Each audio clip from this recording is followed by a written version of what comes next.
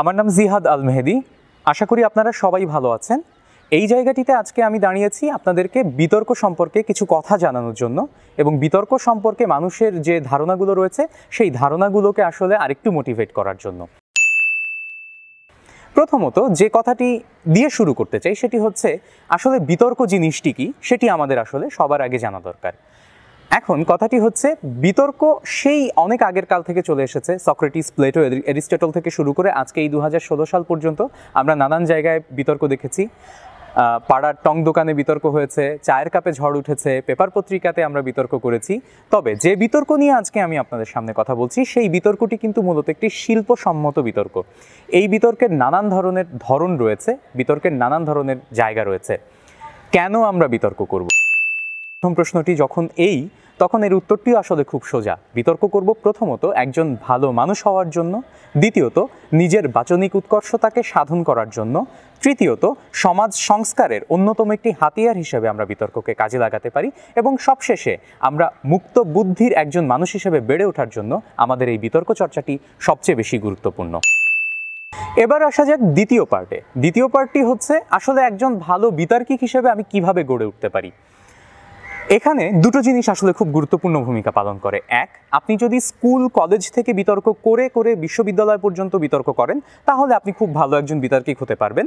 দ্বিতীয় পর্যায়টি হচ্ছে আমাদের অনেকেরই এমন স্কুল কলেজে আমরা পড়েছি যে স্কুল কলেজে আসলে বিতর্ক করার সুযোগটি এই সময়ে এসেও নেই। তাহলে তারা কি কোনো সময়ই ভালো বিতার্কিক হতে পারবে না? অনেকের ধারণা তারা আসলে ভালো বিতার্কিক হতে পারবে না। এটি সম্পূর্ণ ভুল একটি ধারণা।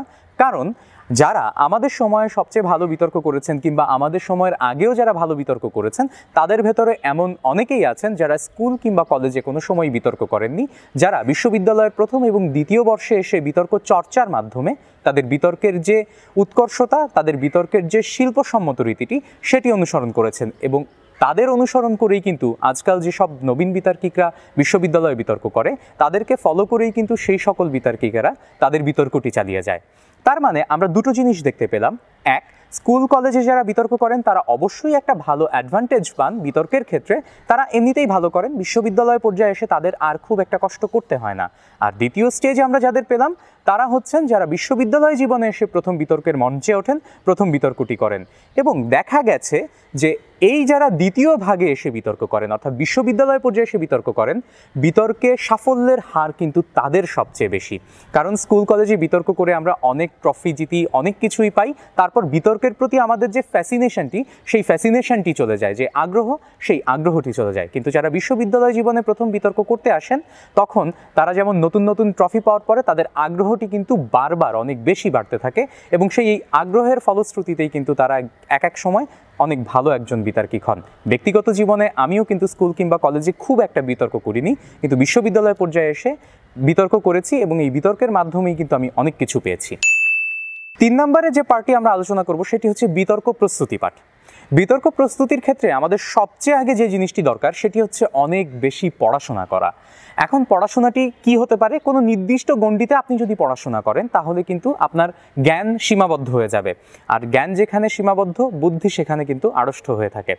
তো সেই জায়গায় আপনাকে সাহিত্য নিয়ে পড়তে হবে, আপনাকে অর্থনীতি নিয়ে পড়তে হবে, আপনাকে সমাজনীতি নিয়ে পড়তে হবে, আপনাকে রাষ্ট্রনীতি নিয়ে পড়তে হবে, আপনাকে ইংরেজি বাংলা দুটো মাধ্যমেই পড়তে হবে, অথবা আপনি যে মাধ্যমে বেশি ভালোবাসেন বা যে মাধ্যমে পড়াশোনাটি বেশি ভালোবাসেন সেই মাধ্যমে আপনি পড়াশোনাটি করতে পারেন। তবে পড়াশোনাটি কিন্তু একেবারে খুবই জরুরি। কারণ কি, কেন আমরা বেশি পড়াশোনা করব? এখনকার যে যুগে যে জায়গার সময় যে সময় দাঁড়িয়ে আমরা আজকে কথা বলছি এই সময়টিতে আসলে আমরা দেখতে পাই আমাদের পরবর্তী একটি জেনারেশন রয়েছে যারা মোবাইল ফোন, ফেসবুকের প্রতি অনেক বেশি আসক্ত বিধায় তারা আসলে বইপত্র পড়াশোনার ক্ষেত্রে খুব একটা ভূমিকা রাখে না, তারা নিজেরা বই পড়ে না কোনো সময়। আমরা দেখেছি যে আমাদের পাড়ায় আমাদের মহল্লার লাইব্রেরিগুলো একের পর এক বন্ধ হয়ে যাচ্ছে, আমাদের জ্ঞান আহরণের জায়গাটি কমে যাচ্ছে। আপনি যত বেশি পড়বেন আপনার মস্তিষ্কটি তত বেশি ক্ষুরধার হবে, আপনার চিন্তা শক্তিটি বাড়বে। অর্থাৎ একটি বিষয়কে একজন যখন একভাবে দেখছে, আরেকজন যখন আরেকভাবে দেখছে, আপনি ঠিক অন্য আরেকটি ডাইমেনশন থেকে সেই বিষয়টিকে দেখবেন। এই বিষয়টি কেন আপনি ওইভাবে দেখবেন? কারণ আপনার পড়াশোনাটি অন্য সবার চেয়ে বেশি। দ্বিতীয় জায়গায় আসি। দ্বিতীয় জায়গাটি হচ্ছে 100 জন মানুষ ধরে নিন তারা একসাথে হেঁটে যাচ্ছে। এই 100 জন মানুষের ভেতরে আপনি আলাদা, আপনার পাশের ব্যক্তিটি আলাদা, তার পরের জনও আলাদা। কিন্তু এই আলাদা আলাদা মানুষের ভেতরেও আপনি যে বাকি সবার চেয়ে একটু আলাদা, কেন এই একটু আলাদা, এটি হচ্ছে আপনার পড়াশোনার কারণে, এটি হচ্ছে আপনার কথাবার্তার কারণে। বিতর্কটি আপনাকে ওইটিই শেখায় যে আপনার লিডারশিপ কোয়ালিটিটি বৃদ্ধি করে। আপনি কিভাবে 100 জন মানুষকে শুধুমাত্র কথার মাধ্যমে মুগ্ধ করতে পারেন, কিভাবে আপনার কথার জাদুতে তাদের মুগ্ধ করে রাখতে পারেন, অথবা 100 জন মানুষকে কিভাবে গুছিয়ে একটি কাজ উঠাতে হয়, একটি প্রোগ্রাম নামাতে হয়, সেই বিষয়টি কিন্তু আসলে বিতর্ক চর্চা যারা করেন, যারা বিতর্কের সাথে থাকেন, তারা অন্যান্য সংগঠনে যারা কাজ করেন তাদের চেয়ে একটু হলেও ভালো পারেন। এবারে আসা যাক চতুর্থত, আমরা আসলে বিতর্কটি কেন করি তার 4 নম্বর পয়েন্টে আসি। একজন ছাত্র জীবনে বিতর্ক করাটি তার সবচেয়ে বেশি গুরুত্বপূর্ণ ব্যাপার। তার কারণটি কি? আমরা শুধুমাত্র পাঠ্যপুস্তকেই আমাদের জ্ঞানটিকে সীমাবদ্ধ রাখতে চাই না। একজন বিতার্কিক পরীক্ষার খাতায় চারপাশের জ্ঞান আহরণ করে যতটুকু লিখবে, একজন সাধারণ ছাত্র যে কোনোদিন বিতর্ক করেনি এবং যার পাঠ্যপুস্তকের বাইরে পড়াশোনাটি কম, সে কিন্তু সেইভাবে লিখবে না। তার মানে পরীক্ষার খাতায় মার্কস ক্যারি করার জন্য কিন্তু বিতর্ক চর্চাটি আপনাকে অনেক সহায়তা করতে পারে। এবং এই বিতর্ক চর্চাটি ক্লাসের ভেতরে, ডিপার্টমেন্টের ভেতরে, বিশ্ববিদ্যালয়ের ভেতরে, এমনকি সারা বাংলাদেশ অথবা সারা বিশ্বের ভেতরে আপনাকে একজন ইউনিক আইকনে পরিণত করতে পারে। যেটি আমরা দেখেছি বিভিন্ন ক্ষেত্রে, বিভিন্ন সময় বিভিন্ন মানুষ কিন্তু তারা বিতর্ক চর্চা করেই নানান ধরনের ইউনিক আইকন হিসেবে আমাদের সামনে আবির্ভূত হয়েছেন। 5 নাম্বার এবং সর্বশেষ যে বিষয়টি, সেটি হচ্ছে কর্মক্ষেত্র। সারা জীবন নিশ্চয়ই আপনি ছাত্র থাকবেন না, কোনো না কোনো সময় আপনাকে আপনার কর্মক্ষেত্রে যেতেই হবে।